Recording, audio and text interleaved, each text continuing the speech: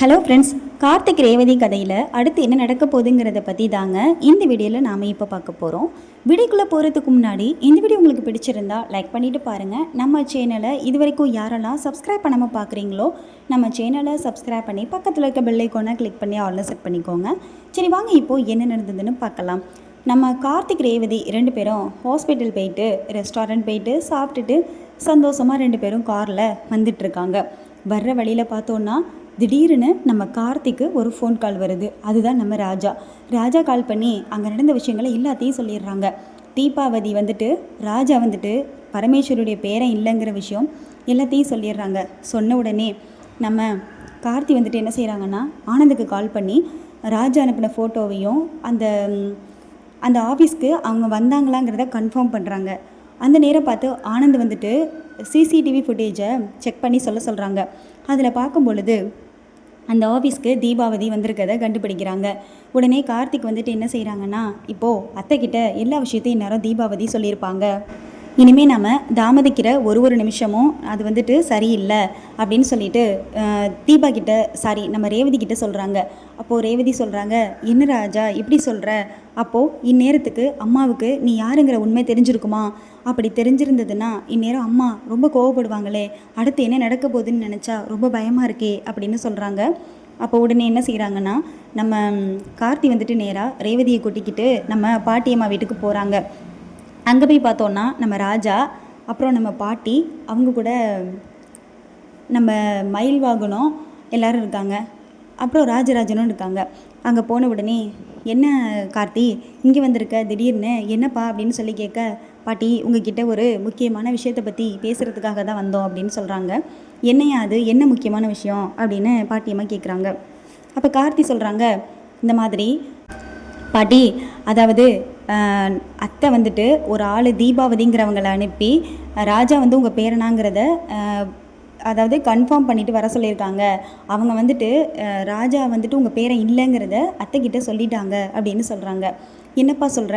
அப்போது ராஜா வந்துட்டு என் பேரன் இல்லைங்கிறது தெரிஞ்சிடுச்சா? அப்போ நீ தான் என்னுடைய பேரங்கிறது சாமுண்டீஸ்வரிக்கு தெரிஞ்சிடுச்சா அப்படின்னு கேட்குறாங்க அந்த இடத்துல நம்ம பரமேஸ்வரி பாட்டி. அப்போ கார்த்தி சொல்லுவாங்க, தெரில பாட்டி, ராஜா வந்துட்டு உங்கள் பேரன் இல்லைங்கிற விஷயம் அத்தைக்கு தெரிஞ்சிருக்கு. ஆனால் நான் தான் உங்கள் பேரங்கிற விஷயம் அத்தைக்கு தெரிஞ்சிருச்சா என்னங்கிறது எனக்கு தெரியல அப்படின்னு சொல்கிறாங்க. இது ரொம்ப ரிஸ்க்காக இருக்கும் போல் அப்படின்னு சொல்கிறாங்க. அப்போ உடனே பாட்டி சொல்கிறாங்க, என்னையா இது ரொம்ப பெரிய விஷயமா இருக்கும் போலையே, என்ன செய்கிறது இப்போ அப்படின்னு சொல்லும் பொழுது நம்ம மயில் சொல்கிறாரு, பெரிய விஷயம் பாட்டி, இது ரொம்ப ரொம்ப பெரிய விஷயம். இது மட்டும் அத்தைக்கு தெரிஞ்சிச்சுன்னா அதுக்கப்புறமா என்ன நடக்கும்னே தெரியாது.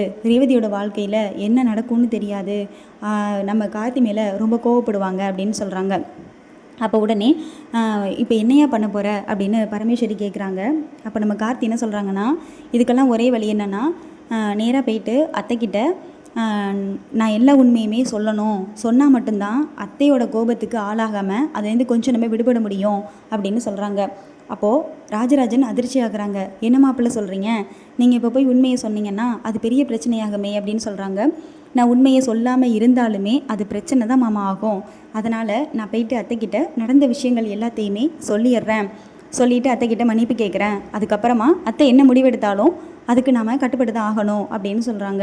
அப்போ ரேவதி சொல்கிறாங்க, இல்லை கார்த்தி வேணாம், அம்மா கிட்டே நீ உண்மையை சொல்லாத, எனக்கு ரொம்ப பயமாக இருக்குது.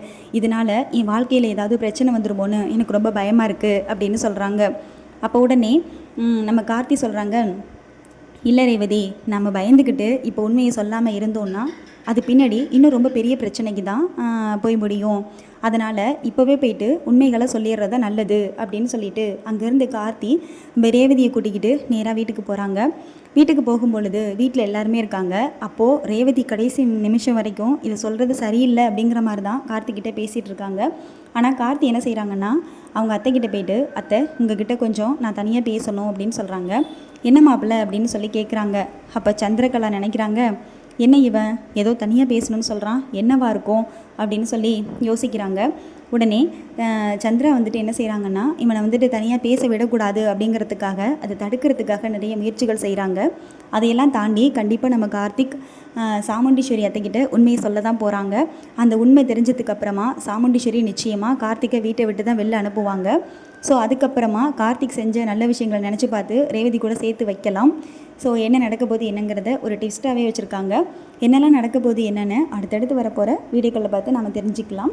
இந்த வீடியோ உங்களுக்கு பிடிச்சிருந்தா லைக் பண்ணுங்கள், கமெண்ட் பண்ணுங்கள், ஷேர் பண்ணுங்கள்.